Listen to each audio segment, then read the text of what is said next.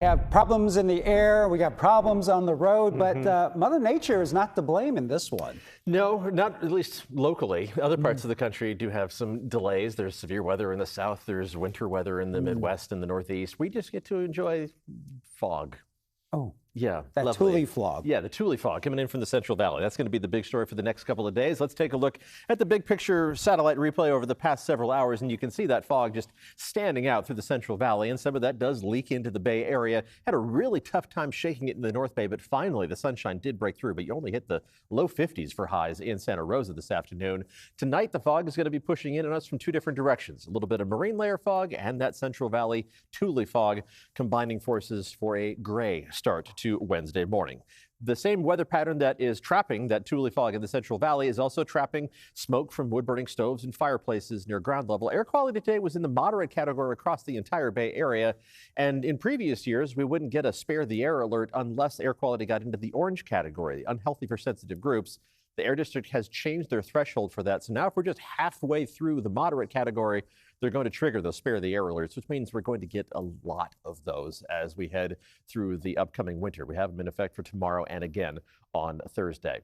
Here's a look outside from Mark Hopkins Hotel. Beautiful post-sunset sky. The sun went down about 25 minutes ago. Temperatures are in the low to mid 50s. Only 50 degrees in Santa Rosa after that high of 52. 57 degrees, the least cool spot in San Jose. We'll see 40s across the board by early tomorrow morning as the fog continues to spread out. Let's take a look at that on Futurecast, and there's going to be quite a bit of it. Again, initially kind of thickening up in the Central Valley and then pushing through the breaks in the terrain, specifically through the Delta and then across the Bay into the interior valleys of the North Bay and the East Bay, but not much fog around the Bay. The marine layer fog looks like it might be fairly limited as we head through the rest of tonight, but always a little bit of that developing. And where the fog is thickest, it's going to put brakes on the warm-up. Look at the pattern. And through the Central Valley, that's where temperatures are going to be confined to the 50s once again. I think we'll have more success breaking that fog in the North Bay tomorrow, which means temperatures are going to warm up. The warmest spots will be farther to the south, into the low 70s around Monterey and Salinas, while most of us top out in the middle portion of the 60s.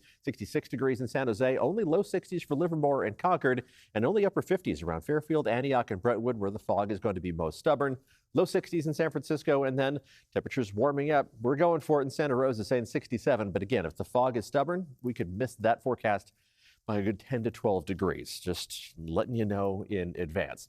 No rain in the 7-day forecast, but there are hints of it a little farther down the line. The 6 to 10-day outlook from the Climate Prediction Center still keeps us in that brown shading, which indicates below average precipitation expected, and that carries us through much of the first week of December. But the 8 to 14-day outlook, which takes us over a week into December, brings more green back into the picture, indicating a return to more of an active weather pattern in the new month. We just have to wait a few days into the new month for that to arrive. In the short term, very few day-to-day changes. Morning fog giving way to afternoon sunshine. More of a mix of clouds and sun from Friday through the weekend and into early next week. And hardly any change to our day-to-day temperatures. Maybe just a couple degrees cooler Friday, Saturday, and Sunday, but I don't think you're going to notice too much of a difference. And not a drop of rain in sight for at least the next 7 days, likely the next 10 plus days. Guys?